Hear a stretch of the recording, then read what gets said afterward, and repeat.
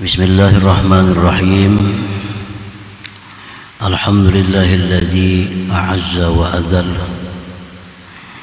a'azza man hadahu wa adalla man adall. Ashhadu an la ilaha illallah wahdahu la syarika lahu fima qaddara wa fa'al. Wa ashhadu anna sayyidana Muhammadan abduhu wa rasuluhu alladzi afdalu man arsal. Allahumma salli wa sallim wa barik ala sayyidina Muhammadin alladhi anzara wa bashara wa sahal, wa ala alihi wa sahbihi wa dhurriyyatihi wa atba'ihi ila yaumin tahayyara fihi man aqal, amma ba'd. Yang kita hormati dan kita cintai para habaib dan para alim ulama, para muhibbin, hadirin, hadirat rahimakumullah. Alhamdulillah wa syukurillah, puji syukur kehadirat Allah subhanahu wa ta'ala yang pada malam ini Allah subhanahu wa ta'ala memberikan kita hidayah dan taufiknya serta inayah sehingga kita bisa bertemu, berkumpul kembali di majelis yang penuh dengan berkah dan rahmat ini. Salawat dan salam keharibaan junjungan kita, kekasih Allah Nabi besar Muhammad sallallahu alaihi wasallam dan seluruh keluarga serta sahabat, zuriat dan pengikut beliau sampai hari kiamat. Para muhibbin rahimakumullah, al-hikmatul hadiyatul ishrun ba'dal mi'ah minal hikamil ataiyah. Hikmah yang ke-121 dari Al-Hikam. Qala al-Imam Ahmad ibn Athaillah Sakandari rahimahullah wa nafa'ana bi'ulumihi wa asrari. Berkata pengarang Imam Ahmad bin Athaillah As-Sakandari, la nihayata limazammika in arja'aka ilaika wa la tafrugu mada'ihuka in azhara judahu alaik. Yang artinya tidak ada kesudahan bagi engkau celaan-celaan jika Allah subhanahu wa ta'ala mengembalikan engkau kepada engkau. Dan tidak habis puji-pujian untuk engkau jika Allah menampakkan kemurahannya atas engkau. Itulah terjemahnya hikmah yang ke-121. Maksud daripada hikmah ini adalah idza aradallahu ihanata 'abdin wa idlalah raddahu ila nafsihi wa wakkalahu ilaiha fatuwallih fa idza staulathu nafsuhu asqatathu bimahawir rada. Apabila Allah subhanahu wa ta'ala menghendaki menghinakan seorang hamba, maka Allah kembalikan hamba itu kepada nafsunya dan Allah serahkan dia kepada nafsunya, maka berkuasalah nafsu itu atasnya si hamba. Apabila nafsu itu sudah menguasai seorang hamba, maka nafsu itu akan menjatuhkan dia pada lembah kehinaan.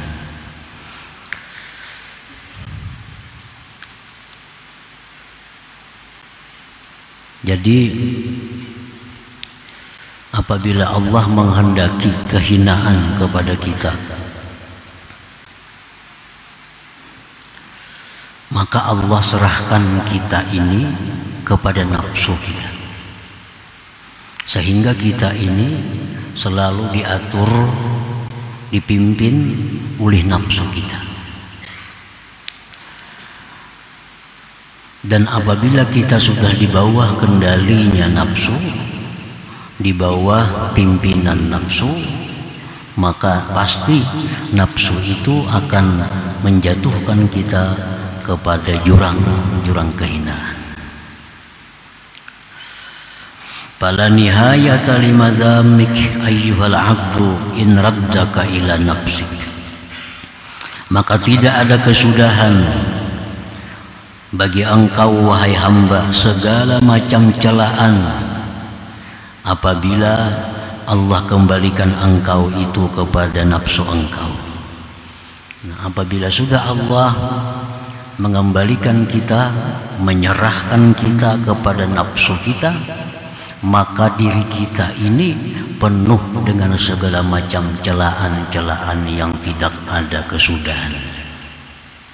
Segala macam sifat yang buruk ada pada diri kita. Segala macam sifat yang tercela ada pada diri kita. Apabila Allah sudah menyerahkan kita kepada nafsu ini, apabila Allah sudah mewakilkan untuk mendidik, memimpin kita kepada nafsu kita, maka diri kita ini penuh dengan celaan-celaan. Lianna nafsa mamba'u syurur wal hawan. Karena nafsu itu sumber kejahatan dan kehinaan. Nah, nafsu itu sumbernya kehinaan, sumbernya kejahatan. Nah, kalau kita dipimpin oleh nafsu, kalau Allah sudah menyerahkan kita kepada nafsu, maka kita akan jatuh di dalam kehinaan.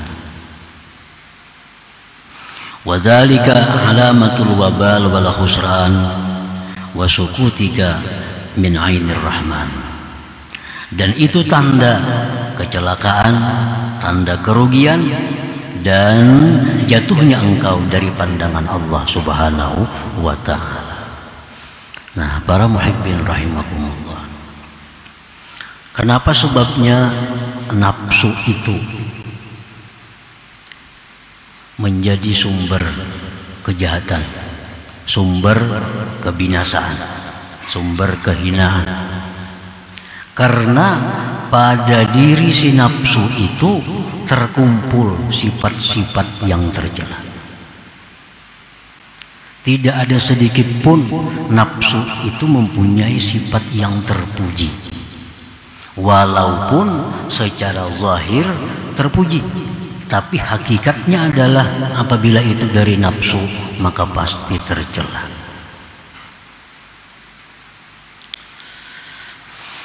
Nah, sifat nafsu itu antara lain adalah al-kibru, kesombongan. Ini sifat nafsu. Nah, kalau kita dipimpin oleh nafsu yang bersifat sombong, kita pun akan jadi orang yang sombong. Lamma khalaqaha Allah qala laha man ana qalat anta wa ana. Ini bukti kesombongan nafsu. Begitu Allah menciptakan nafsu, ujar Tuhan, wahai nafsu, siapa aku? Nafsu menjawab, engkau, ana, aku. Artinya nafsu kadang mengakui bahwa dia adalah hamba Allah, dia kadang mengakui bahwa dia adalah ciptaan Allah, dan tidak mengakui Allah sebagai Tuhan. Anta, ana.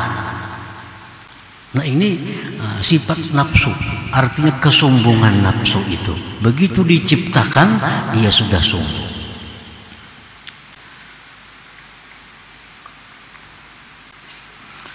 Nah, para muhibbin rahimakumullah, kalau kita ini sudah menjadi orang yang sombong, nah, maka sulit untuk diharapkan kebaikan pada diri kita. Sulit bimbingan masuk kepada kita, sulit nasihat itu masuk kepada kita kalau dalam hati kita ini ada sifat sombong itu. Ini akibat kita diserahkan Allah kepada nafsu, sehingga nafsu yang mengendalikan kita ini. sombong. Allah sudah menyatakan dalam Al-Quran, innahu la yuhibbul mustakbirin. Allah tidak suka orang yang bersifat sombong itu. Nah, kalau Allah ini tidak suka orang yang bersifat sombong, maka Allah tidak akan memberikan sesuatu yang berharga kepada orang yang tidak Dia cintai. Allah tidak akan memberikan sesuatu yang berharga kepada orang yang tidak Ia cintai. Apa yang berharga itu? Antara lain hikmah, ilmu-ilmu rahasia, ilmu-ilmu ma'rifat. Nah, ini Allah pasti tidak akan memberikan kepada orang yang tidak disukainya. Orang sombong termasuk orang yang tidak disukai oleh Allah Subhanahu wa ta'ala. Para muhibbin rahimakumullah, dalam hati kita ada sombong, maka nasihat-nasihat agama tidak akan bisa masuk ke dalam hati kita. Nasihat Al-Quran tidak akan masuk ke dalam hati yang di situ sombong. Nasihat-nasihat dari Rasulullah Sallallahu Alaihi Wasallam tidak akan masuk ke dalam hati yang di situ ada sifat sombong. Allah berfirman, sa'asrifu an ayati alladzina yatakabbaruna fil ard bighairil haqq. Artinya, aku palingkan ayat-ayatku terhadap orang-orang yang sombong di muka bumi itu. Nah, para muhibbin rahimakumullah. Nah, ini salah satu di antara tercelaknya seseorang yang dipimpin oleh nafsu.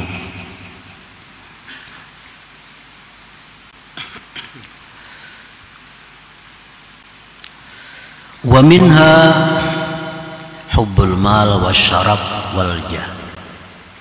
Nah, sifat nafsu yang tercela lagi adalah bahwa nafsu ini dia menyukai harta, dia menyukai kehormatan, kemuliaan di sisi manusia, dan dia menyukai kedudukan, pangkat di sisi manusia. Nah, ini sifat nafsu. Karena itu harta, pangkat ini satu jalan untuk si nafsu ini bisa meluluskan kehendaknya. Nafsu hendak ini, kalau duitnya kadada, kalau duitnya kadada, kawalah. Makanya nafsu itu katuju lawan duit itu, karena duit itu jalan untuk meluluskan kehendaknya. Nafsu ini suka dengan pangkat kedudukan, karena dengan pangkat kedudukan itu dia menjadi mudah untuk meluluskan kehendaknya. Orang berpangkat, hendak napa? Orang bawahannya, tukarakan aku ini, sediakan ini. Orang berpangkat, otomatis bawahan ini menyiapkan apa yang dikehendakinya. Nah, nafsu itu suka dengan kedudukan, kepangkatan. Nah, para muhibbin rahimakumullah. Nah, kalau kita dipimpin oleh nafsu kita, kita pun demikian. Kita akan menjadi orang yang cinta kepada harta, kita cinta kepada dimuliakan, dihormati, kita cinta kepada kedudukan dan pangkat di sisi manusia. Nah, para muhibbin rahimakumullah, Rasulullah SAW bersabda, hubbul mal wasyarab yumbitanin nifaq fil qalbi kama yumbitul ma'ul baqla. Cinta kepada harta, cinta kepada dimuliakan, dihormati, itu menumbuhkan kemunafikan di dalam hati, sebagaimana menumbuhkannya air akan sayuran, tanam-tanaman. Nah, ini sifat yang tercela juga pada diri orang yang dibimbing oleh nafsu. Ini tercela juga. Oleh karena itu, pengarang Al-Hikam menyebutkan la nihayata limazammik. Tidak ada kesudahan celaan kepada engkau. in arja'aka ilaik, jika Allah mengembalikan engkau, jika Allah menyerahkan engkau itu kepada pimpinan, kepada bimbingan nafsu engkau. Satu sombong sudah dicela. Orang yang sombong ini siapa aja pasti dicela. Kanak-kanak sombong dicela, orang tua sombong tercela, laki suami sombong tercela, istri sombong tercela, murid sombong tercela, guru sombong tercela. Siapapun yang bersifat sombong itu pasti tercela. Nah, para muhibbin rahimakumullah. Jadi cinta kepada harta itu adalah sifatnya nafsu. Cinta kepada dihormati, dihargai orang itu sifatnya nafsu. Cinta kepada kedudukan, kepangkatan itu sifatnya nafsu. Jadi kalau orang sudah dikuasai nafsu, dipimpin oleh nafsunya, nah maka hidupnya demikian. Sombong, suka kepada harta, pangkat, kedudukan. Wa hubbul mal yurisul bukhla. Orang yang cinta kepada harta itu menimbulkan kikir. Nah, kikir ini pun termasuk sifat yang tercela. Ya, cinta kepada harta, maulah pemurah. Orang cinta kepada harta jauh dengan pemurah. Nah, otomatis orang itu cinta kepada harta, dia kikir. Rasulullah SAW sudah menyatakan, wa innal bakhil ba'idun minallah, ba'idun minan nas, ba'idun minal jannah, qaribun minan nar. Ujar Nabi, orang yang kikir itu jauh dari Allah, jauh dari manusia. Orang ada mau mengawani, ini kikir, orang aja. Rokok minta lawan orang, titisan minta lawan orang, kawarong minta biari akan orang. Nah, orang kikir, ba'id minan nas, jauh dari manusia, ba'idun minal jannah, jauh dari surga, qaribun minan nar, dekat dengan neraka, dekat dengan neraka. Kenapa sebabnya? Karena orang kikir ini dekat dengan neraka karena dia bayar zakat, zakatnya bisa kurang. Karena dia kikir. Dia menjual takaran, timbangan, ukuran bisa kurang karena dia kikir. Milik orang bisa dikatakannya miliknya karena dia kikir. Nah, makanya tadi qaribun minan nar, dia dekat dengan neraka. Nah, segala sifat tercela-tercela ini ada pada diri orang yang di bawah bimbingan nafsu itu. Nah, para muhibbin rahimakumullah, wa hubbus syaraf wal jah yurithur riya.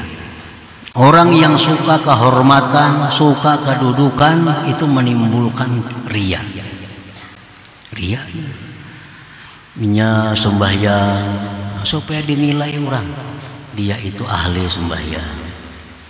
Dia bersedekah bukan mencari balasan Allah. Dia bersedekah bukan mencari keridhaan Allah, tapi dia bersedekah untuk mendapatkan simpati dari orang. Nah, ini akibat apa? Cinta kepada kedudukan, cinta kepada kepangkatan. Mestinya sedekah itu mencari keridhaan Allah. Ya, paling inting mencari surga, sedekah. Nah, orang ini dia bersedekah bukan mencari keridhaan Allah, bukan mencari surga, tapi yang dia cari adalah agar orang bersimpati kepadanya, agar orang menyebutnya pemurah dan lain sebagainya. Nah, ini akibat dari cinta kepada kepangkatan, kedudukan itu. Nah, ini pun sifat tercela juga. Nah, jadi segala macam celaan-celaan itu ada pada diri orang yang dibimbing oleh nafsunya itu. Nah, para muhibbin rahimakumullah,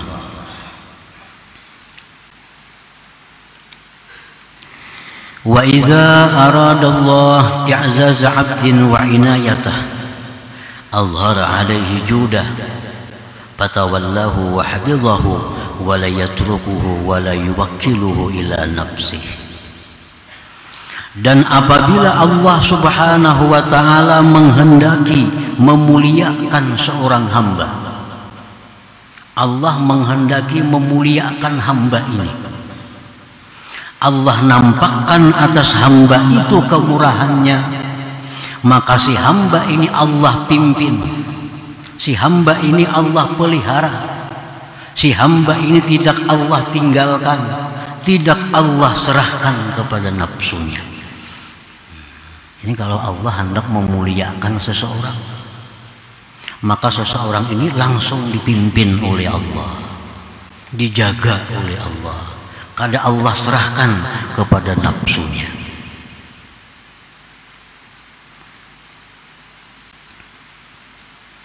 Dalam doa kunut itu ada watawallani fiman tawallai. Artinya apa? Pimpinlah aku ya Allah, pimpinlah hamba ya Allah pada orang-orang yang kau pimpin. Jangan sampai kita dipimpin oleh nafsu. Wa idza aradallahu i'zaza 'abdin, bila Allah menghendaki memuliakan seorang hamba, wa inayatah, dan menolongnya, azhara alaihi judahu, Allah nampakkan atas hamba itu kemurahannya, maka Allah pimpin dia, Allah jaga dia, Allah tidak tinggalkan dia, dan Allah tidak menyerahkannya kepada nafsunya. Fala tafrugu madaihuka ayyuhal abdu in azhara judahu alaika fatawallaka wa hafizaka bi'inayatihi wa hajazaka min nafsik. Maka tidak habis pujian-pujian kepada engkau wahai hamba, jika Allah itu menampakkan kemurahan atas engkau, Allah yang memimpin engkau dan menjaga engkau. Nah, kalau sudah Allah memimpin seorang manusia, Allah yang menjaga manusia ini, maka puji-pujian ditujukan kepada manusia itu tidak ada habis-habisnya. Ini orangnya kumpulannya sifat terpuji ada pada diri orang itu. Kalau orang ini di bawah daripada bimbingan Allah Subhanahu wa ta'ala. Contohnya para nabi. Nah, itu para nabi. Khususnya Rasulullah, Nabi kita Sayyidina Muhammad sallallahu alaihi wasallam, ini langsung dipimpin oleh Allah. Addabani Rabbi fa ahsana ta'dibi. Ujar Nabi, aku langsung dididik oleh Allah, Allah membaguskan pendidikanku. Nah, oleh karena itu segala sifat kemuliaan ada pada diri Rasulullah sallallahu alaihi wasallam. Bagaimanapun kita puji Rasulullah, pujian kadang akan habis untuk beliau. Segala macam pujian dialamatkan kepada Nabi. Nah, itulah contoh manusia yang langsung dipimpin oleh Allah Subhanahu wa ta'ala. Wala tafrugu madaihuka, ujar Imam Ahmad bin Athaillah, in azhara judahu alaika.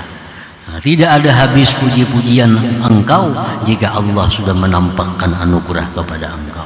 Kalau Allah memimpin kita, Allah membimbing kita, segala sifat terpuji ada pada diri kita. Nah, para muhibbin rahimakumullah. Nah, kemudian sesudah kita mengetahui bahwa bila Allah hendak menghinakan seseorang, Allah serahkan ini orang kepada nafsu untuk membimbingnya, sehingga orang ini selalu memikirkan kepentingan-kepentingan duniawinya.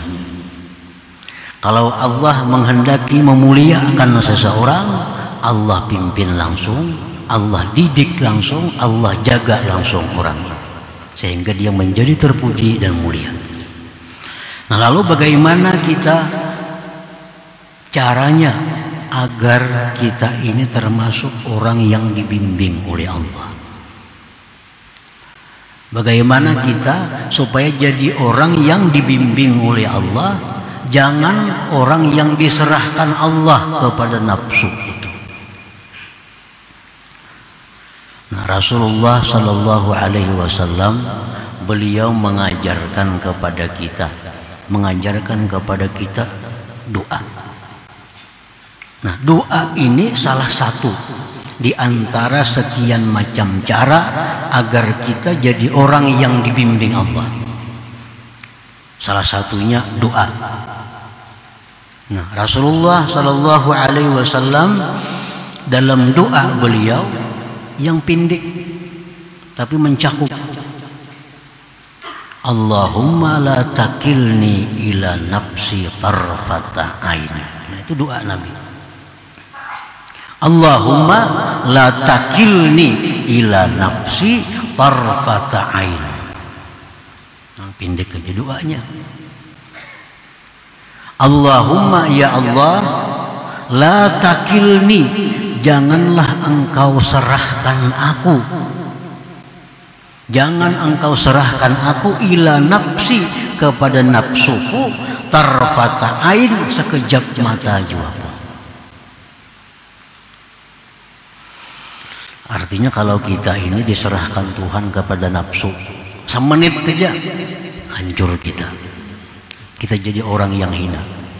Apalagi berhari-hari, apalagi berbulan-bulan nafsu mendidik kita, apalagi nafsu bertahun-tahun membimbing kita. Nabi sekejap mata aja beliau berlindung kepada Allah daripada bimbingan nafsu ini. Nah, itu doa yang bindik dari Nabi. Allahumma ya Allah ya Tuhanku, la takilni, jangan engkau serahkan aku, nah, jangan engkau antar aku ila nafsi, kepada nafsuku, tarfata ain, sekejap mata jua pun. Nah, ini termasuk doa yang mesti jadi amaliyah kita. Ini termasuk doa yang jadi wirid kita, agar kita ini selalu dibimbing oleh Allah, agar kita selalu dipelihara oleh Allah, jangan diserahkan kepada selainnya seperti nafsu tadi. Nah, para muhibbin rahimakumullah, jadi itu antara lain caranya agar kita selalu berada dalam bimbingan Allah. Nah, orang yang dibimbing Allah ini, kalau dia ada ingin berbuat satu maksiat, hendak berbuat satu maksiat, orang ini dihalangi oleh Allah sehingga dia gagal melakukan maksiat itu. Ini tanda orang yang dibimbing oleh Allah. Seperti Imam Harith Al-Muhasibi, beliau mempunyai satu karamah di mana kalau beliau itu dihidangkan makanan yang syubhat atau makanan yang haram apalagi, maka tangan beliau itu bergetar. Nah, bahwa ini makanan jangan dimakan, ini ada haramnya. Nah, ini contoh orang yang dibimbing oleh Allah. Begitu hendak melakukan sesuatu yang jahat, nah, dihalangi sehingga tidak jadi melakukan kejahatan itu. Selalu kesulitan untuk melakukan kemaksiatan, selalu gagal bila merancang kemaksiatan. Ini alamat orang yang dijaga, dipelihara oleh Allah Subhanahu wa ta'ala. Nah, sebaliknya apabila kita merancang satu kejahatan berhasil, merancang satu maksiat, mencita-cita maksiat jadi, merancang kebaikan gagal, ini alamat bahwa kita ini bimbingan hawa nafsu, bukan bimbingan Allah Subhanahu wa ta'ala. Nah, kalau demikian halnya, maka orang ini banyak-banyak dalam sehari minta kepada Allah, Allahumma la takilni ila nafsi tarfata ain. Itu 1000 kali ke sehari, 100 kali ke sehari. Kalau sudah ada tanda-tanda kita dibimbing oleh nafsu, hendak maksiat jadi, hendak maksiat jadi, hendak membaca Quran ada halangan, tamu lah datang apalah, hendak ini kebaikan ada aja halangannya, hendak menuntut ilmu ada aja halangannya. Nah, ini berarti ini di bawah bimbingan nafsu. Nah, ini perbanyak doa. Tiap sembahyang 10 kali ke 100 kali ke Allahumma la takilni ila nafsi tarfata ain, jangan kau serahkan aku wahai Tuhan kepada nafsuku, sekejap mata jua pun jangan kau serahkan. Nah, para muhibbin rahimakumullah, nah, selanjutnya cara agar kita selalu bimbing oleh Allah tersebut di dalam hikmah yang berikutnya, yaitu hikmah yang ke-122. Hadratin Nabi sallallahu alaihi wasallam. Al-Fatihah. A'udzubillahi minasyaitonir rajim. Bismillahirrahmanirrahim. Iyyaka nasta'in ihdinas siratal mustaqim. Ya Allah biha, ya Allah biha, ya Allah bihusnil khatimah. Ya Allah biha, ya Allah biha, ya Allah bihusnil khatimah. Ya Allah biha, ya Allah biha, ya Allah bihusnil khatimah. Ya ayyuhar rajul minhu syafa'atan, sallu alaihi wa sallimu taslima. Allahumma salli wa sallim